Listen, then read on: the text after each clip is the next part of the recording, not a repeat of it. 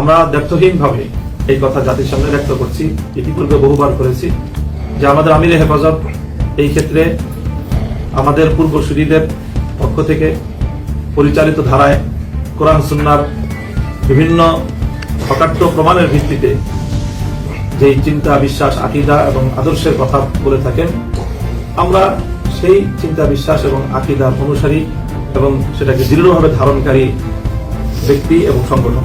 মাওলানা মওদুদী সাহেবের প্রতিষ্ঠিত জামাতে ইসলামী নামে যে সংগঠন রয়েছে, এই সংগঠনের সাথে আমাদের পূর্বসূরীদের, আকাবির আসলাফদের যুগ থেকেই আমাদের যে আকীদাগত, চিন্তাগত যে মতপার্থক্য আছে, সেই মতপার্থক্য সম্পূর্ণ আপন জায়গায় চলমান রাজনৈতিক প্রেক্ষাপটকে মোকাবেলা করার জন্য বৃহত্তর চিন্তার ভিত্তিতে ঐক্য তৈরি করা হয়েছে। এই ঐক্য কোনোভাবেই আকীদা এবং বিশ্বাসগত ঐক্য নয়। আমাদের এই রাজনৈতিক ঐক্যের সুবাদে অনেকে এই ধরনের বিভ্রান্তি সৃষ্টির পায়তারা চালায় বা প্রচেষ্টা করে যে আমাদের মধ্যে আদর্শগত বা আকীদাগত ঐক্যমত প্রতিষ্ঠিত হয়েছে রাজনৈতিক ঐক্যের মধ্য দিয়ে। এই কথাটি সম্পূর্ণ ভুল।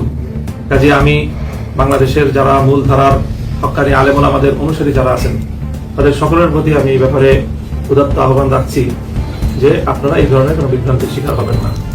আকীদা এবং বিশ্বাস, চিন্তা এবং চেতনা তার আপন জায়গায় কোরআন সুন্নাহর ভিত্তিতে পূর্বসূরী আকাবিরদের দেখানো পথ অনুযায়ী আমরা আমাদের পথেই পরিচালিত হচ্ছি এবং সামনের দিনেও আমরা এই পথে দৃঢ় এবং অবিচল থাকবো ইনশাআল্লাহ।